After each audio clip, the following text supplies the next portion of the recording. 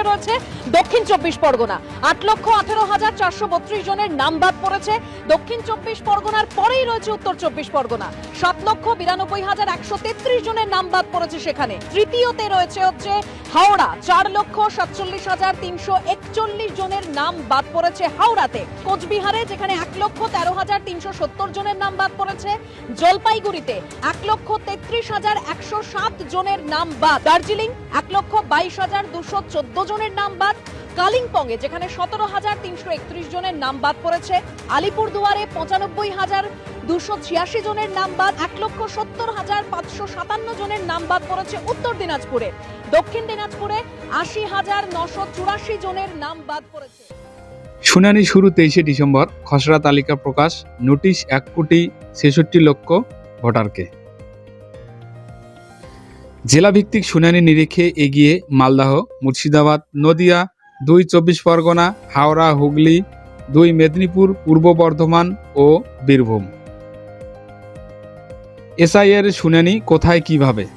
যেসব ভোটারের নাম 2002 সালের তালিকায় ছিল না বা তার কোনো আত্মীয়র নামও ছিল না, এমন 30 লক্ষ ভোটারকে শুনানিতে ডাকা হবে। 1,36,00,000 ভোটার যারা এনিমিনেশন ফর্মে আত্মীয় হিসাবে বাবা মা, ঠাকুরদা, ঠাকুরমা, দাদু ও দিদিমার নাম লিখেছেন এবং সন্দেহের তালিকায় রয়েছেন, তাদের শুনানিতে ডাকা হবে। আগামী 7 দিন ভোটারদের বাড়ি বাড়ি গিয়ে ওর জারি করা নোটিশ ধরাবেন বিএলওরা। কবে কোথায় শুনানির জন্য হাজিরা দিতে হবে তাও জানিয়ে দেওয়া হবে। সেই মতো নির্দিষ্ট দিনে নির্দিষ্ট স্থানে প্রয়োজনীয় নথিপত্র নিয়ে পৌঁছে যেতে হবে সংশ্লিষ্ট ভোটারকে। নোটিশ পাওয়া ভোটারদের শুনানি করবেন কমিশন নিযুক্ত অ্যাসিস্ট্যান্ট ইলেকট্রাল রেজিস্ট্রেশন অফিসার। শুধুমাত্র শুনানির জন্য প্রতিটি বিধানসভা এলাকায় 10 জন করে AERO নিয়োগ করেছে নির্বাচন কমিশন। যারা এনিমিনেশন ফর্মের নিচের অংশে বাঁদিকে বা ডান দিকে কোনোটাই পূরণ করেননি, তাদের 11টি প্রমাণ নথির একটি পেশ করতে হবে হিয়ারিংয়ের দিনে। সন্দেহভাজন ভোটাররা শুনানিতে পরিস্থিতি অনুযায়ী একাধিক প্রশ্নের সম্মুখীন হতে পারেন এবং সেই অনুযায়ী নথি দেখাতে হতে পারে।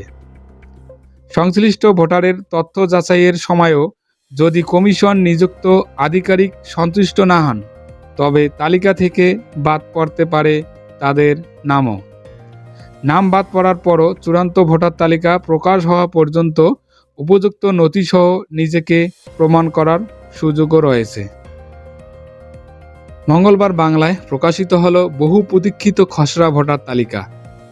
এসআইআর এর এই প্রকাশিত তালিকা অনুযায়ী বর্তমানে রাজ্যের ভোটার সংখ্যা হলো 7,08,16,631 জন। অর্থাৎ 2025 সালের তালিকা থেকে বাদ পড়েছেন মোট 58,20,898 জন ভোটার। খসড়া তালিকা প্রকাশের পরেই এবার শুনানির প্রস্তুতি শুরু করে দিল নির্বাচন কমিশন। আগামী 23 ডিসেম্বর শুরু হবে শুনানি প্রক্রিয়া। এদিন সকাল থেকেই সাধারণ মানুষের মধ্যে খসড়া তালিকা নিয়ে আগ্রহ এবং উদ্বেগ ছিল চরমে। কেউ অনলাইনে, কেউ আবার ভোটকেন্দ্রে গিয়ে নিজের নাম খুঁজেছেন, কেউ ফোন করেছেন বিএলওকে, কারো ত্রেতা হয়ে দেখা দিয়েছেন এলাকার কাউন্সিলররা। কোনো ভোটার স্বস্তি পেয়েছেন, কেউ নিজের নাম খসড়ায় খুঁজে না পেয়ে দিশেহারা হয়ে পড়েছেন। ডানকুনিতে যেমন এতদিন বিএলওর সঙ্গে ঘুরে বেড়ানো 18 নম্বর ওয়ার্ডের কাউন্সিলর সূর্য দে এদিন সকালে আবিষ্কার করেছেন খসড়া তালিকায় তার নাম নেই, তিনি মৃত। দুর্গাপুরের 14 নম্বর ওয়ার্ডের সময় এনিমিনেশন ফর্ম জমা দেওয়া সত্ত্বেও তালিকায় নাম ওঠেনি 10 জন ভোটারের। আবার জীবিতকে মৃত, মৃতকে জীবিত হিসাবে ভোট কেন্দ্রে দেখা গিয়েছে। কিংবা ভোটারের নামের বানান ভুল, শিলিগুড়িতেও এমন ত্রুটি মিলেছে ভুরি ভুরি। একই সঙ্গে তালিকায় ভোটারের নাম হিন্দিতেও লেখা হয়েছে বলেও অভিযোগ এসেছে। শিলিগুড়ি শহরের 38 নম্বর ওয়ার্ডের ভোটার তালিকায় আবার এক মহিলার নামের পাশে লেখা বাংলা বাংলা। তারা প্রত্যেকেই অবশ্য অভিযোগ জানাতে পারবেন 15 জানুয়ারি পর্যন্ত। তবে কমিশন জানিয়েছে এনিমিনেশন ফর্ম পূরণ করার পরও যদি কোনো ভোটারের নাম খসড়া তালিকা থেকে বাদ গিয়ে থাকে সেক্ষেত্রে অবিলম্বে সেই ভোটারকে বিএলওর সঙ্গে যোগাযোগ করতে হবে।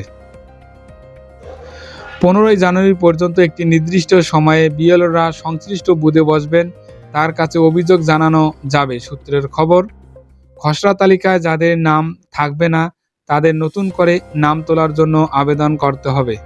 সেক্ষেত্রে তাদের 6 নম্বর ফর্ম পূরণ করতে হবে। সেই সঙ্গে একটি ডিক্লারেশন ফর্ম ফিল আপ করা বাধ্যতামূলক হয়েছে। এই ডিক্লারেশন ফর্মে এনিমিনেশন ফর্মের মতোই তথ্য দিতে হবে আবেদনকারীকে।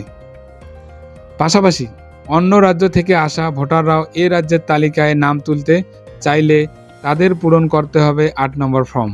তাদেরও ডিক্লারেশন ফর্ম পূরণ করতে হবে। কমিশন সূত্রে খবর, প্রায় 1,66,00,000 ভোটারকে শুনানির জন্য ডাকা হতে পারে।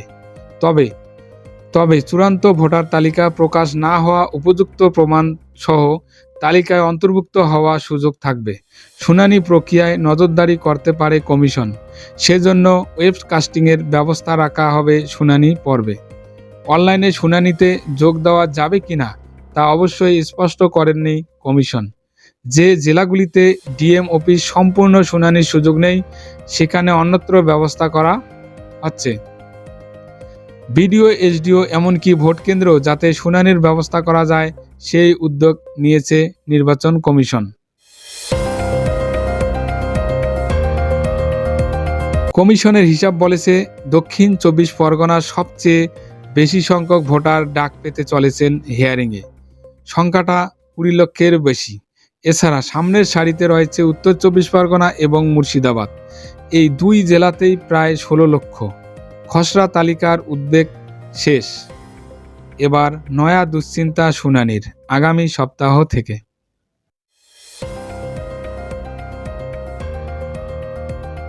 Please subscribe my channel. আমার ভিডিও দেখার জন্য তোমাদের সবাইকে অসংখ্য ধন্যবাদ।